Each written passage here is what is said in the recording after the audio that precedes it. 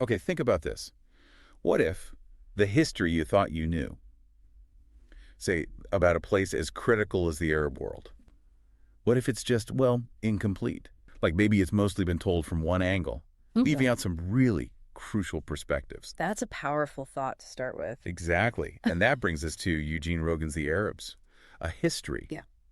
This is a really foundational book if you want to understand 5 centuries of the Arab world. We're talking Ottoman conquest right up to today. It really is essential reading. And crucially, it offers a perspective that you often just don't find in, the standard Western accounts, which is why we're diving deep into it today. Right. Our mission really is to unpack this significant book.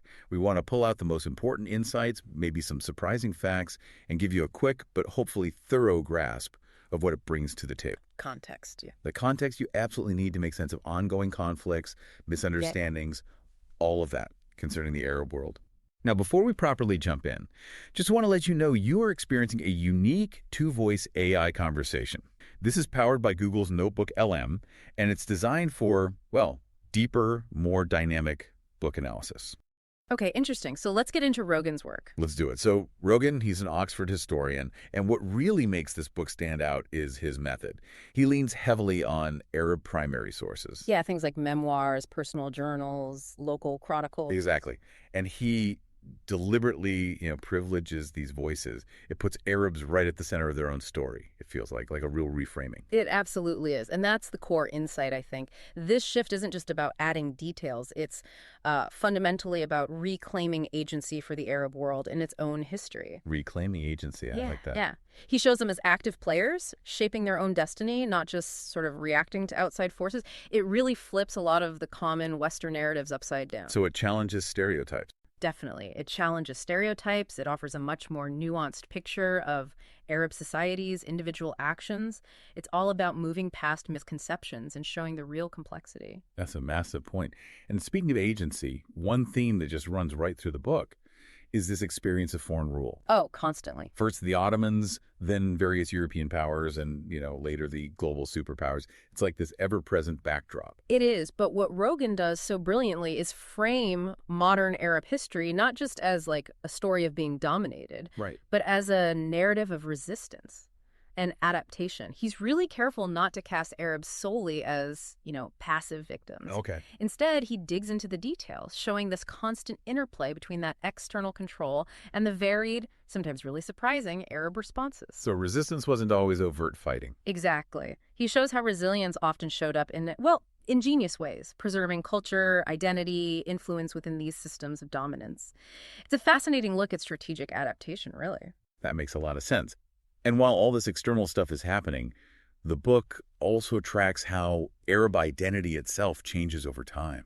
Yes, that's another huge threat. It shows these shifts, from maybe feeling primarily Ottoman, part of that big empire, Loyalty to the multi-ethnic and empire. Arabism, this idea of pan-Arab nationalism, All right. and then later towards Islamism, a political ideology based on Islamic principles. And what's really fascinating there is how Rogan shows these identities were never, fixed. They weren't static. Right. They were constantly being shaped and reshaped, partly by internal things happening within societies, but hugely by external pressures, too. Yeah. Colonialism, Western intervention, these had massive impacts. So it's complex. It's a very complex tapestry, yeah. Right. How people understood being Arab was constantly evolving, responding to both internal and external forces. It's still dynamic today, not some single unchanging idea. It really paints a picture of constant flux, I guess. And of course, a big chunk of the book deals with political and military history. Understandably, yes. Rogan goes deep into revolutions, wars, coups, nationalist movements. He covers key things like, obviously, the role of oil, the Arab-Israeli conflict, which is ever present, the whole Arab nationalist movement from Nasser onwards, Yeah. and just the ongoing struggles with governance and reform across the region. It's a lot. It is a lot. But, and this is key, understanding that detailed, sometimes messy political and military history gives you invaluable context for today's crises in the Middle East. Right. It connects the dots. Precisely. The history isn't just what happened back then, it's like a Rosetta Stone for understanding the news headlines now. It makes the current conflicts, the political dynamics, so much more comprehensible because you see the roots. You see where it came from. Yeah, you really can't grasp the present without appreciating that historical depth. Absolutely. Now, shifting a bit to Rogan's style, he writes like an academic historian, detailed, methodical. Yeah. He aims for neutrality. He does. It's rigorous work. But what I found really effective was his use of diaries, first-hand accounts. Yes, those personal touches. It lets the narrative shift between the big picture, this sort of panoramic history, and these really intimate stories of daily life struggle. You get both the macro and the micro. And it's exactly that mix that makes the book so powerful, I think. Even with the academic objectivity, you can feel his empathy for the Arab experience shining through. And that approach gives a much fuller, more relatable understanding. It's not just dry facts. It's about human lives caught up in these huge historical shifts. Academic? Yes, but deeply human. That's well put. And speaking of the huge scope Rogan covers, if this discussion is making you think more about complex histories, just a reminder, we have our mindful moments on our YouTube channel. Yes, those are great. They offer AI book analysis really designed to spark reflection and rational thought, digging even deeper into ideas like these. Worth checking out. Desperately. So let's talk reception. Yeah. How was the book received? On the positive side, it gets called magisterial a lot. People praise its range, its detail. And its clarity, especially on really tangled issues. Yeah, like the Lebanese Civil War or the internal politics among Palestinians, things that are hard to follow. And reviewers noted how he balances voices, not just the leaders, but, as one said, the completely unknown, too. And that balance is a major strength. But, it's fair to look at the criticisms, too. No book this ambitious pleases everyone. True.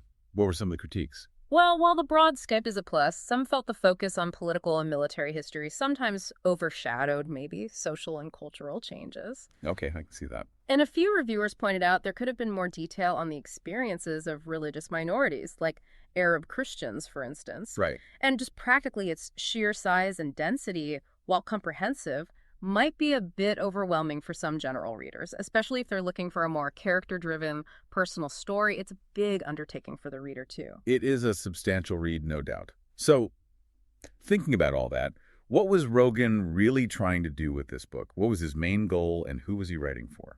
Well, his purpose seems pretty clear, and he states it.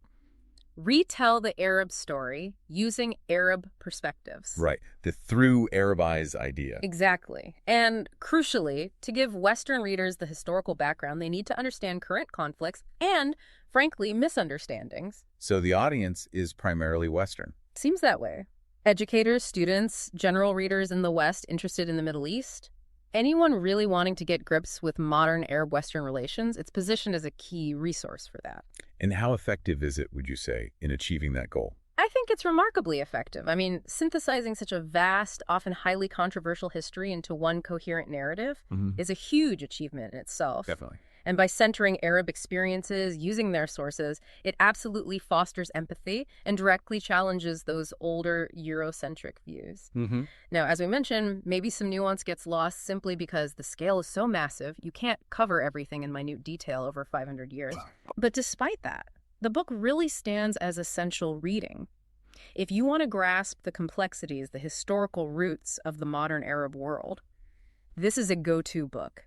It's rigorous, it's readable, and its commitment to the privileging Arab voices makes it incredibly valuable. A vital contribution, it sounds like. And if you want to keep exploring these kinds of insights, remember you can find more on our Mindful Moments YouTube channel and check out our other deep dive podcasts too. Keep the learning going. Absolutely. This book really hammers home that history isn't just one single fixed truth. It's dynamic, it's contested. It depends so much on who's telling the story. That's a crucial takeaway. It makes you wonder, what other histories might you be missing out on, just because they haven't been told from every necessary perspective? A really important question to ponder. So if you found this deep dive valuable, please subscribe for more like it. Maybe share it with a friend who loves digging into new knowledge. Spread the word. And you might consider picking up The Arabs, a history. We'll put a link in the description. But most importantly, keep thinking critically about the stories you encounter.